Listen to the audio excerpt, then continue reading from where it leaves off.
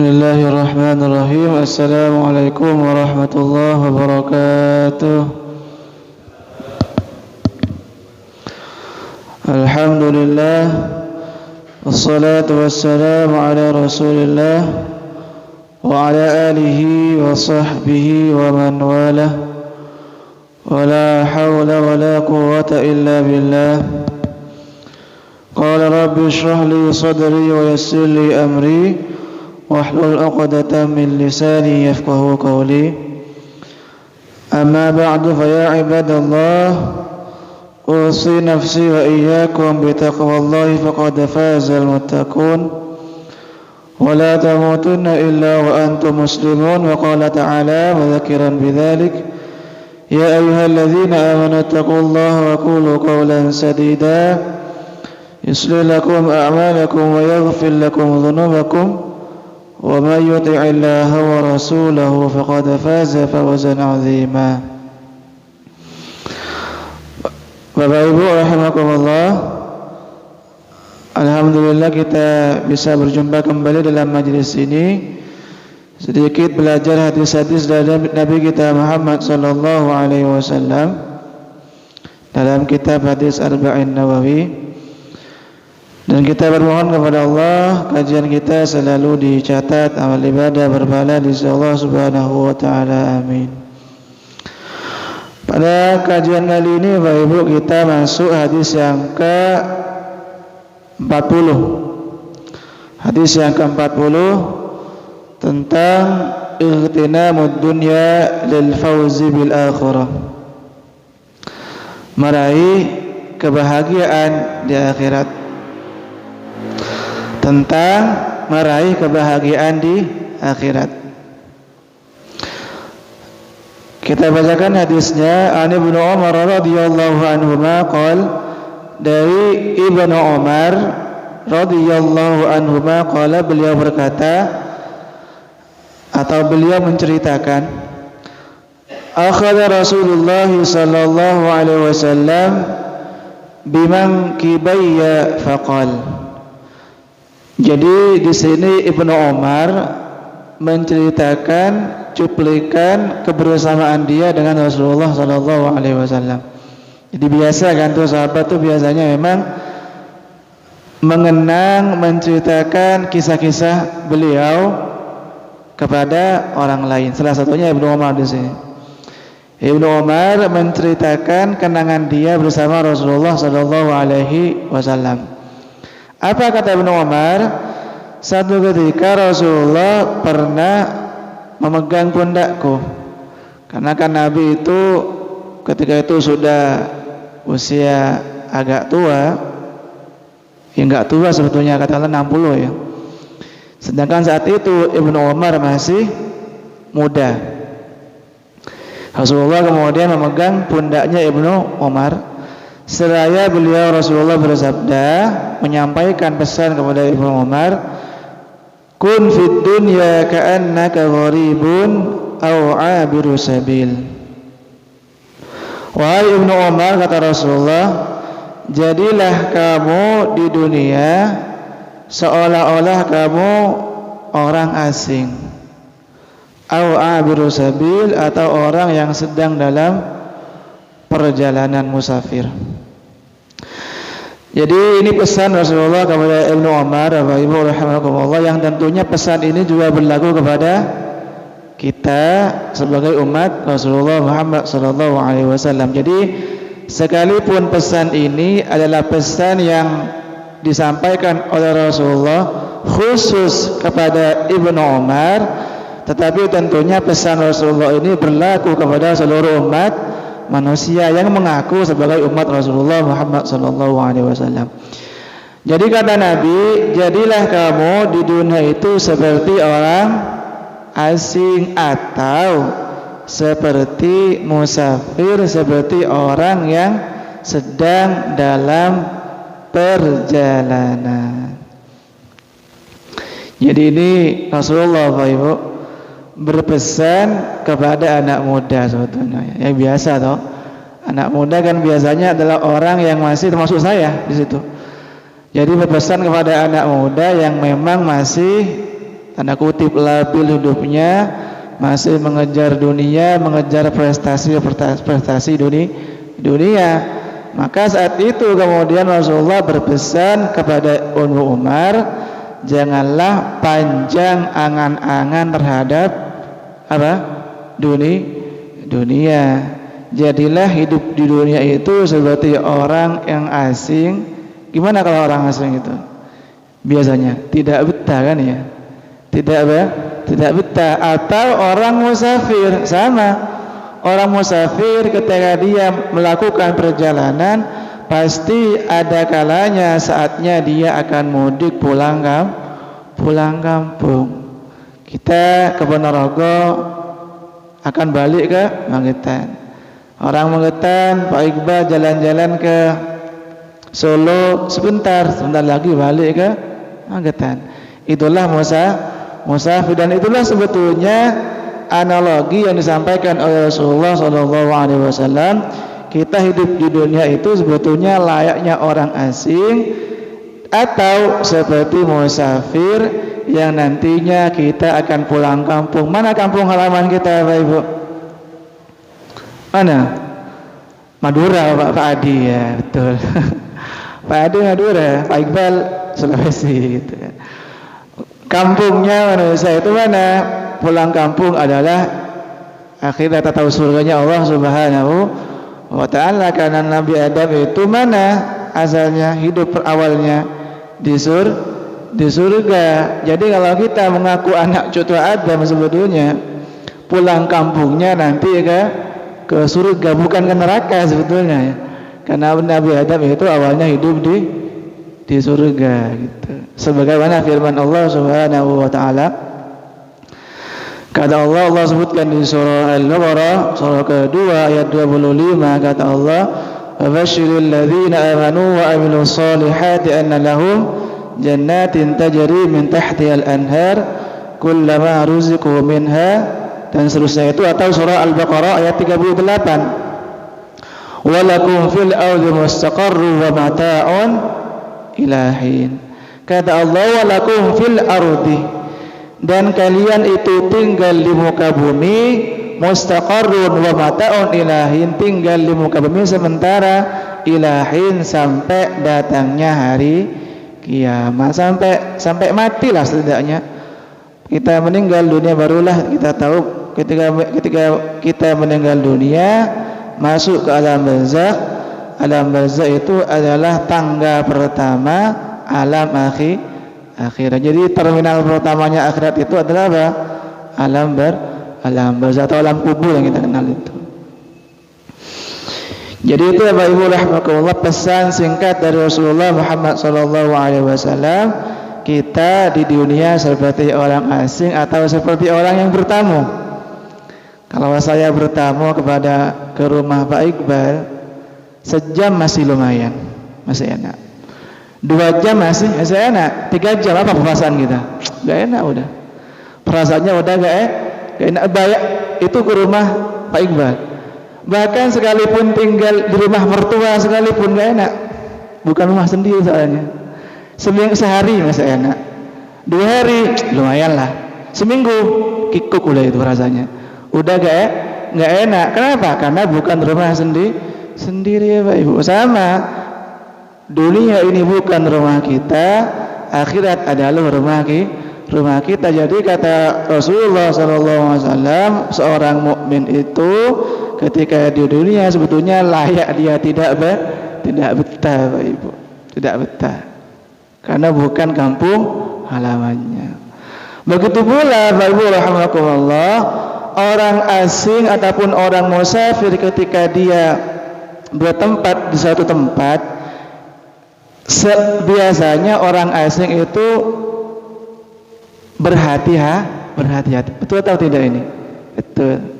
Jadi kalau kita kalau saya pergi ke Amerika, contoh saja yang nggak tahu juga, apa yang kita lakukan itu berhati-hati karena ini bukan daerah saya, bahasa yang digunakan bukan bahasa Madura gitu ya, maka akan berhati-hati. Sama orang mukmin itu di dunia seraya dia berhati-hati jangan sampai dia melakukan hal-hal yang dilarang oleh Allah Subhanahu wa taala. Sebagaimana saya ketika di Amerika misalkan, jangan sampai saya melakukan sesuatu yang melanggar aturan di sana. Itu. Atau kita seperti musafir, seperti perantau. Pak Adi merantau di Pakitan, Pak Inggal perantauan dari mana? Palu, Makassar. Biasanya orang-orang perantau itu, Bapak Ibu rahimakumullah, kan dia akan pulang kampung. Apa yang dia lakukan itu? Biasanya akan mengumpulkan bekal banyaknya. TKI kerja di Taiwan, TKI kerja di Saudi, TKI kerja di Malaysia. Dia kumpulkan tuh bekal sebanyak-banyaknya, dia kumpulkan tuh uang sebanyak-banyaknya. Apa tujuannya? Nanti pulang kampung menikmati hasilnya. Atau seperti perantauan pelajar, dia kuliah di luar kota, dia kuliah di luar negeri, kuliah di Amerika, kuliah di Madinah, kuliah di Belanda, kuliah di Eropa dan seterusnya. Tetapi akan satu saat datang dia pulang kampung, dia menimba ilmu tuh sebanyak-banyak di tempat belajarnya, di Eropa, di Amerika, di luar kota. Menimba ilmu sebanyak-banyaknya. Kenapa? Karena ada saatnya nanti dia akan pulang kampung menyebarkan ilmunya, menikmati hasilnya. Sama begitu juga kita, Bapak Ibu rahimakumullah, karena kita di dunia ini adalah seorang musafir yang nanti kita akan pulang kampung, maka selayaknya kita memperbanyak bekal sehingga kita ketika nanti pulang kampung di akhirat kita menikmati hasilnya. Tapi Pak Adi ini nggak pulang-pulang kampung gitu.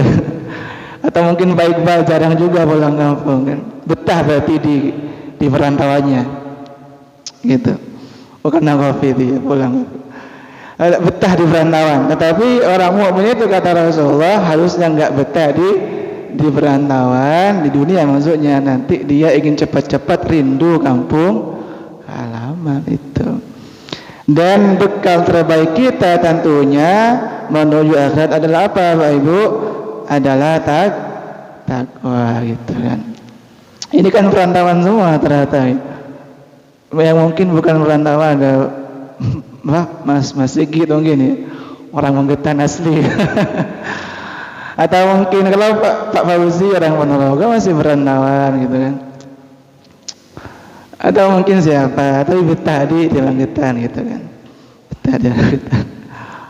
Kalau Pak Kalsona orang Menggetan juga ini, orang sini juga. Gitu. Jadi mempersiapkan bekal menuju akhirat, menuju kampung kita, dan bekal terbaik kita adalah takwa, Bapak Ibu. Sebagaimana firman Allah Subhanahu wa taala di dalam Al-Qur'an surah Al-Baqarah surah kedua ayat 197 di pertengahan ayatnya kata Allah, wa tazawwadu fa inna khairaz zadi taqwa. Berbekallah kalian kata Allah, tetapi perlu diingat bahwa bekal terbaik itu adalah takwa. Itu musafir seperti itu. Jadi kita itu memang seperti itu ya Bapak Ibu, yang kalau kita mengadakan perjalanan pasti akan membawa bekal. Semakin jauh radius jarak yang kita tempuh, semakin banyak bekal yang akan kita bawa. Kalau saya mengadakan perjalanan ke Ponorogo, cukuplah 50.000 makan gitu ya, bensin 20.000. Kalau perjalanan ke Surabaya, ya cukup kayaknya itu 90.000 kalau ongkos busnya tok itu baru berangkatnya. Kalau PP 200.000 belum makannya, katakanlah 500.000. Jadi semakin jauh radius jarak perjalanan yang kita tempuh, semakin banyak pula bekal yang akan kita bawa. Bayangkan loh, perjalanan dari satu kota ke kota lain kita butuh banyak bekal, apalagi perjalanan dari dunia ke alam akhirat, Bapak Ibu. Tentunya sangat-sangat butuh bekal yang Yang banyak. Dan bekal terbaik apa tadi? Adalah takwa itu tadi, Ibu. Bekal. Ya agak perlu ATM gitu ya kalau ke akhirat nanti. Kalau ke luar kota ATM dibawa. Kredit card katanya. Jadi itu ya Bapak Ibu rahimakumullah pesan Rasulullah Muhammad sallallahu alaihi wasallam kepada Ibnu Umar, yang tentunya pesan ini juga berlaku kepada kita, bahwa kita hidup di dunia itu tidak lebih seperti orang yang dalam perjalanan atau seperti orang asing. Bahkan dalam kesempatan yang lain Rasulullah juga pernah bersabda, kata Rasulullah, mali walid dunya, tidak ada hubunganku dengan dunia, kata Rasulullah. Saya tidak ada hubungan dengan dunia kecuali seperti orang yang berkendara kemudian beristirahat di bawah pepohonan yang rindang, kemudian bangun dan tinggal lagi dan berangkat kembali. Jadi kata Nabi, mali walid dunya innama mithli wa mithlud dunya kama thalu raqibin fi dhilli syajaratin thumma raha wa tarakaha. Tidak ada hubunganku dengan dunia kecuali seperti hubungan seorang yang bernaung di bawah pepohonan yang rindang untuk tidur beristirahat, kemudian dia melanjutkan perjalanan. Kira-kira kalau tidur berapa jam, Pak Ibu? Kita capek gitu ya. Atau kalau sekarang kita istirahatkan di rest area gitu ya. Kalau dulu kan istirahatnya ya di pohon yang rindang. Kalau sekarang kita melakukan perjalanan lewat tol, capek beristirahat di rest area. Berapa lama biasanya? Untuk nongkrong rokokan kalau yang merokok gitu ya. Atau nongkrong ngemi kalau yang ngemi. Atau nongkrong atau ke rest area untuk sekedar buang air besar mungkin ya. Setelah itu melanjutkan perjalanan. Itulah sebetulnya perumpamaan orang hidup di dunia, tidak lebih dari sekedar istirahat, tidur, kemudian melanjutkan perjalanan sebentar sebetulnya itu masanya. Sebentar, tidak lama. Bahkan yang umurnya panjang sekalipun tetap juga akan mati. Apalagi rata-rata umur umat Nabi Muhammad sallallahu alaihi wasallam kisaran berapa? 60 sampai 70. Kalau lebih dari itu ya lumayan dapat tambahan bonus pahala gitu ya. Kata Rasulullah sallallahu alaihi wasallam, a'maru ummati baina 60 ila 70. Rata-rata umur umatku, kata Rasulullah, antara 60 sampai 70. Ini kan ada yang lebih juga ya. Pak Safari lebih, Pak Karsono lebih gitu ya. Pak Aminin juga lebih gitu kan, lebih 70 tahun. Kalau Pak Fauzi masih belum ya, masih 68 mungkin kurang lebih. Gitu kan. Atau Bude Parti 78 mungkin. Udah itu sudah offset sebetulnya, tapi offset dalam artian positif ya, diberikan tambahan waktu oleh Allah Subhanahu wa taala untuk meningkatkan amal-amal soleh. Jadi pernah mungkin kami sampaikan Bapak Ibu, jadi kehidupan kita di dunia itu kata Allah Subhanahu wa taala hanya beberapa jam di waktu siang. Beberapa jam di waktu siang dibanding dengan kehidupan akhirat. Allah sebutkan di Quran misalkan surah Al-Ahqaf surah ke-46 ayat ke-35 dan surah Yunus surah ke-10 ayat ke-48, kata Allah, wa yawma yahsyuruhum ka'allam yalbathu illa sa'atan min naharil ayah. Ketika Allah kemudian mengumpulkan orang-orang manusia itu di padang mahsyar di hari kiamat, orang-orang itu merasa bahwa mereka hidup di dunia tidak lebih hanya beberapa saat di waktu siang. dari jarak antara zuhur dan asar. Berarti berapa itu? Ya 2 jam lah mungkin ya. 2 jam itu. Kalau dibanding dengan kehidupan akhirat. Kan kita sering mendengar bahwa 1 hari di akhirat sama dengan 1000 tahun gitu ya. Jadi 1 hari di akhirat sama dengan 1000 tahun. Kalau sehari kan 24 jam. Jadi 24 jam di akhirat katakanlah sama dengan 1000 tahun. Kalau 2 jam 40 menit di akhirat sama dengan 100 tahun di dunia.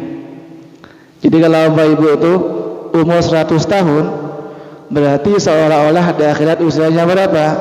2 jam 40 menit. Kalau usianya 50 tahun, berarti berapa? 1 jam 20 menit.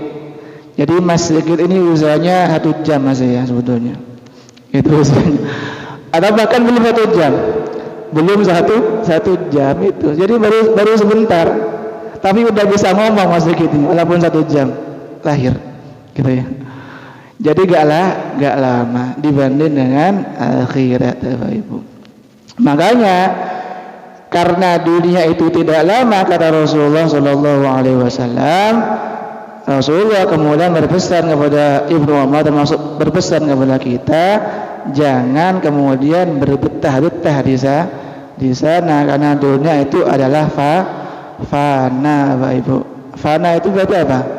Binasa. Yang kekal itu hanyalah akhirat, itu kehidupan akhirat yang akan kekal.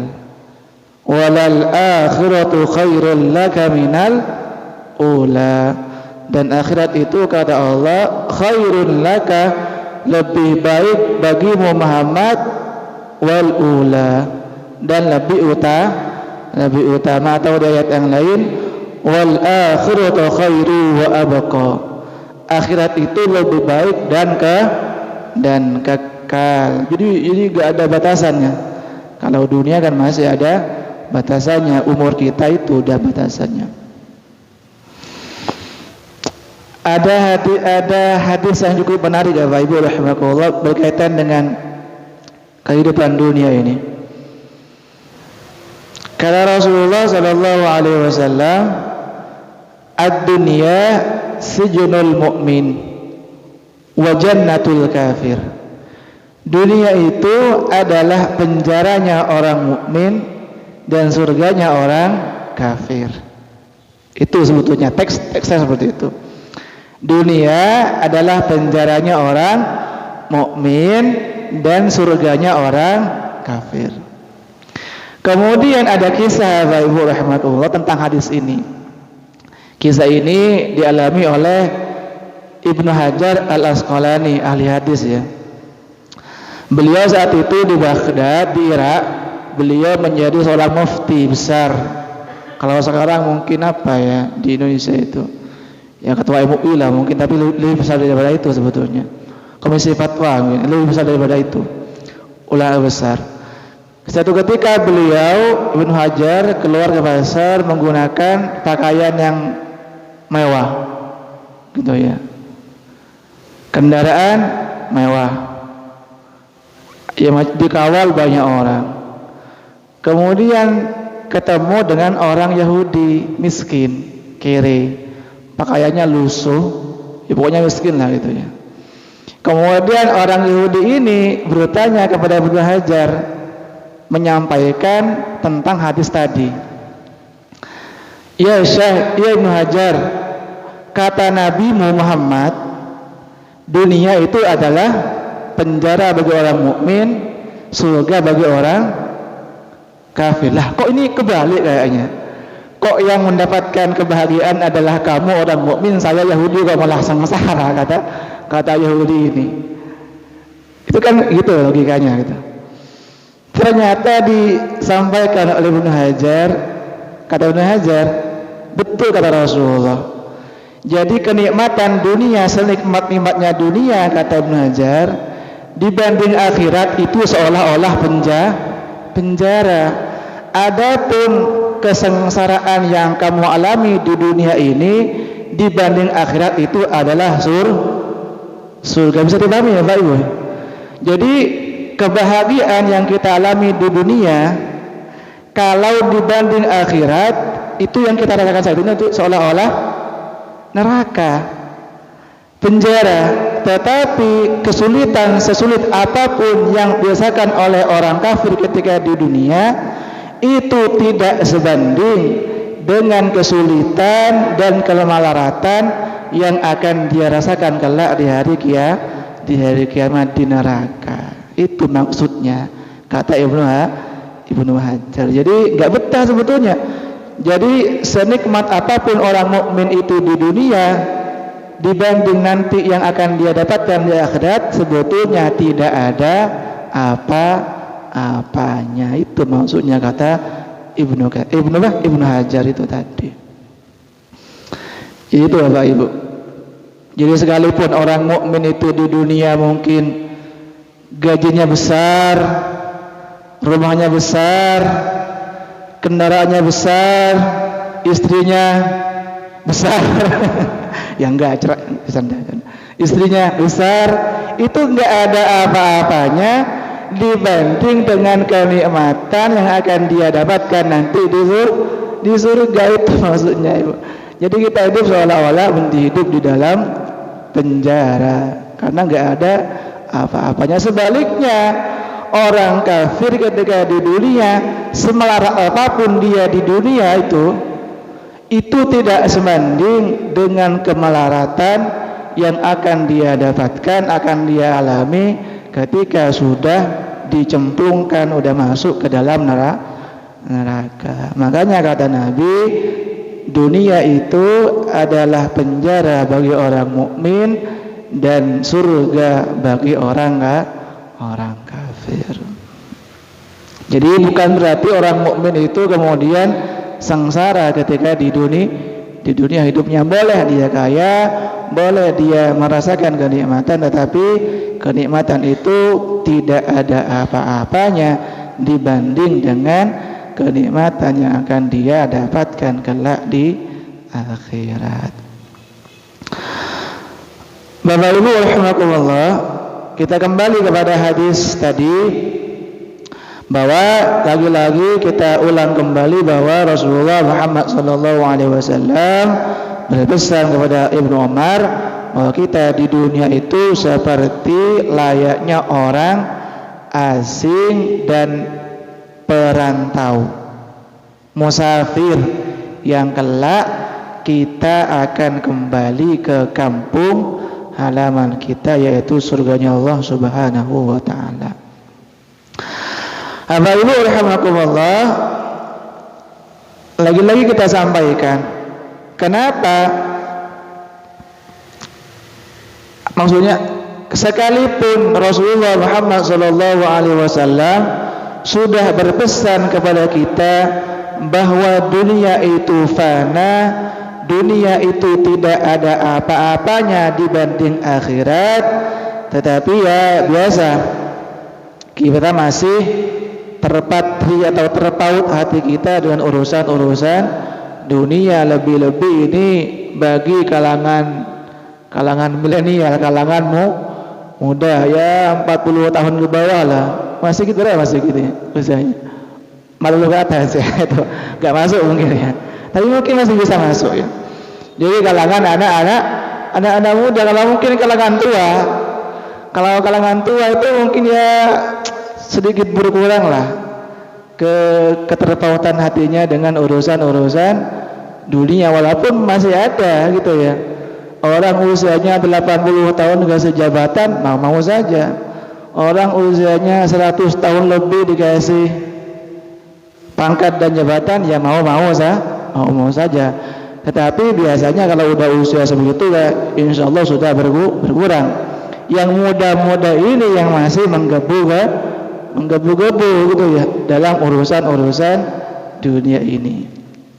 Itu maksudnya. Usia berapa tadi? 40 ke bawah gitu ya. Ya mungkin saya termasuk di situ.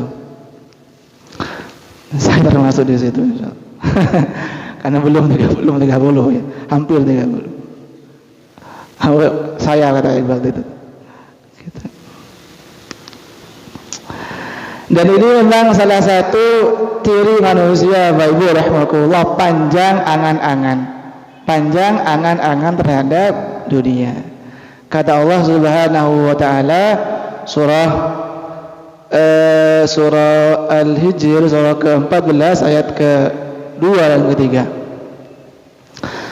Kata Allah, "Dzarhum ya'kulu wa yatamatta'u wa yulhihimul amalu fasawfa ya'lamun."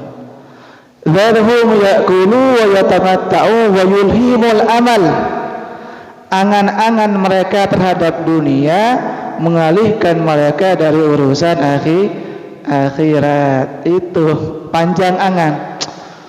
Saya pengen jadi yang nanti presiden gitu ya. Tiba-tiba mati gitu ya. Saya nanti pengen jadi kuliah nanti di Amerika, kuliah nanti di Eropa, setelah nanti pulang kampung jadi ini itu terus panjang angan-angan. Tiba-tiba mati gitu ya. Yang lebih nelongso lagi, asik-asik ngejar dunia tiba-tiba meninggal, mati gitu. Sebetulnya.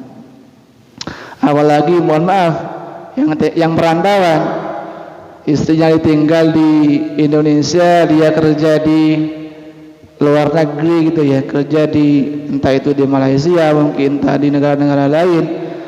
Ternyata belum sempat menikmati hasil kerja kerasnya, kemudian mati. Setelah itu istrinya menikah lagi, ya karena longsor gitu ya. Belum merasakan hasil kerja kerasnya, ternyata istrinya dipakai orang gitu kan ya. Itu kan nelongso. Rumah udah dipakai orang, mobil dipakai orang, istrinya pun dipakai orang. Itu kan, aduh, buat apa menderitanya itu. Dia dalam kubur, lah itu kok mobil saya dipakai, lah itu kok rumah saya ditempati, lah itu kok istri saya juga dipakai katanya. Buat apa nelangsanya itu, buat apa menderitanya. Duh, itu asik-asik mengejar dunia, tiba-tiba mati, wafat itu. Dan ini memang karakter kita. Kata Allah Subhanahu wa taala, wa tuhibbunal mala hubban jamma, kata Allah, dan kalian duhai manusia sungguh mencintai dunia itu hubban jamma, dengan rasa cinta yang dalam. Dalam itu rasa cinta yang dalam. Atau di surah apa itu, surah Al-Adiyah ayat 8, wa innahu lihubbil khaila syadid. Sesungguhnya manusia itu kecintaannya terhadap dunia la syadid, benar-benar luar biasa, kata Allah. Itu benar-benar luar biasa, la syadid. Padahal kata Rasulullah sallallahu alaihi wasallam, sebetulnya yang saya sampaikan ini Bapak Ibu rahimakumullah, ini saya sedang memotivasi saya sendiri sebetulnya ya. Sedang memotivasi saya sendiri menasihati saya pribadi sebetulnya. Padahal kata Rasulullah sallallahu alaihi wasallam, dunia itu tidak lebih rendah daripada bangkai kambing. Satu ketika Rasulullah itu jalan dengan beberapa sahabat, kemudian di pasar ada bangkai kambing. Kemudian Rasulullah menawarkan kepada orang-orang di pasar, ayo siapa ini yang mau membeli bangkai kambing ini 1 dirham saja, murah. Diam semua, gak ada yang mau jawab. Kata Rasulullah, udah, kalau gak ada yang mau beli, tak kasih aja. Udah apa? Kambing bangkai ini apa? Kambing apa? Bangkai kan? Kambing. Ternyata sahabat ini, orang-orang ini mengeluh kepada Rasulullah. Rasulullah, gak mungkin ada bangkai kok. Pasti tidak akan ada yang ngambil. Setelah itu Rasulullah bersabda, wallahi la dunya ahwanu min hadza min indillah. Kalau Rasulullah, demi Allah kata Rasulullah, sungguhnya dunia itu di dalam pandangan Allah lebih hina, lebih rendah derajatnya daripada bangkai kambing ini, kata Rasulullah Muhammad sallallahu alaihi wasallam itu. Tapi sekalipun bangkai kita kejar ya, kejar itu masalahnya gitu ya. Sekalipun itu bangkai tapi tetap saja dikejar, banting tulang, kaki di kepala, kepala di kaki. Bahkan kata Rasulullah Muhammad sallallahu alaihi wasallam, seandainya lau kana hadhihi dunya ta'dilu indallah januha ba'udah, seandainya dunia ini ada nilainya di sisi Allah sekalipun sebesar sayap nyamuk, niscaya Allah tidak akan memberikan makan dan minum kepada orang-orang kafir. Jadi Allah itu mengasih makan orang kafir, ngasih minum orang kafir. Mungkin ada beberapa orang kafir yang kaya raya, bukan berarti Allah sayang kepada mereka. Kenapa? Karena dunia tidak ada nilainya, maka Allah kasihkan kepada siapa? Orang kafir. Seandainya dunia itu ada nilainya dalam pandangan Allah, niscaya Allah tidak akan rela mengasih itu, memberikan itu kepada orang-orang kafir, Bapak Ibu. Itu seandainya dunia ini, kata Rasulullah Muhammad SAW, ada nilainya dalam pandangan Allah sekalipun senilai satu sayap nyamuk, niscaya Allah tidak akan memberikan itu kepada orang-orang kafir. Karena tidak ada nilainya dunia itu, Allah kasihlah kepada orang-orang kafir. Itu maksudnya, Pak Ibu. Jadi kita itu dikasih yang baik oleh Allah Subhanahu wa taala, yaitu akhirat. Tapi tidak dikasih sekarang gitu ya, disimpan kan biasanya. Biasa kan kalau survive itu biasanya kan masih banyak ujiannya gitu ya. Betul atau tidak? Kalau kita itu ngasih hadiah ke siapa biasanya? Ke anak kita, ke istri kita, atau ke suami kita, dan hadiahnya itu hadiah yang mahal, biasanya masih ada teka-teki dulu lah, mungkin dia masih diajak kemana lah gitu ya. Kalau hadiahnya cuma pisang goreng, ya ngapain gitu ya. Kalau hadiahnya cuma payung cantik, ya ngapain, masih punya teka-teki dan semacamnya. Karena hadiahnya ini luar biasa bagus, maka masih ada semacam permainan, masih dipakai tutup mata segala mungkin gitu ya. Benar tak tidak itu? Masih ada upacara tutup mata kemudian dibuka gitu kan. Kenapa? Hadiahnya banyak soalnya, mahal. Kalau hadiahnya cuma payung cantik atau mungkin kulkas bekas, ya itu nggak perlu permainan, langsung dikasih saja. Itulah sebetulnya Allah seperti itu juga. Karena hadiah yang Allah berikan kepada orang mukmin itu luar biasa besar, Allah ulur dulu, Allah kasih ujian dulu, Allah kasih waktu dulu. Hidup di dunia dikasih ujian dulu. Karena orang kafir itu dunia bukan surprise, hadiahnya langsung dikasih tanpa ujian sedikit pun, malah langsung dikasih.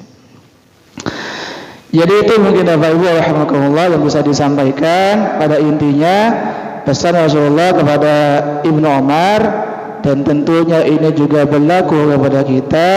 Hidup dunia itu jadilah hidup dunia seperti orang asing ataupun musafir yang mereka tidak betah, pengen segera pulang ke kampung halamannya, yaitu surganya Allah Subhanahu wa taala.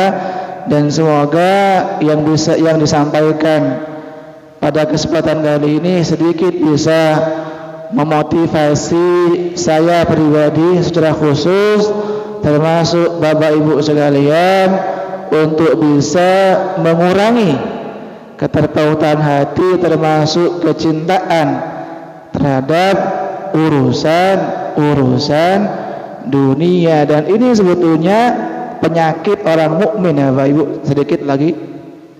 Jadi kata Nabi itu, kenapa kok umat Islam itu tertinggal gitu ya, padahal umat Islam itu jumlahnya banyak gitu ya. Apa salah satu penyebabnya? Kata Rasulullah, hubbud dunya wa karahiyatul maut, cinta dunia dan takut mati. Cinta dunia dan takut mati, takut meninggalkan dunia ini, takut mati karirnya, takut mati jabatannya, takut mati popularitasnya. Itulah penyakit yang dialami umat Islam, dan semoga kita bisa sedikit demi sedikit mengurangi kecintaan kita terhadap dunia ini dan memilih yang lebih utama, yaitu akhirat. Jangan sampai kita menjadi orang yang memilih butir daripada tumpeng, atau menghancurkan kota demi membangun istana. Itu semoga bermanfaat dan dicatat amal ibadah di sisi Allah Subhanahu wa taala. Kita tutup perjumpaan kita kali ini dengan kafaratul majlis. Subhanakallahumma wa bihamdika asyhadu an la ilaha illa anta astaghfiruka wa atubu ilaik. Assalamualaikum warahmatullahi wabarakatuh.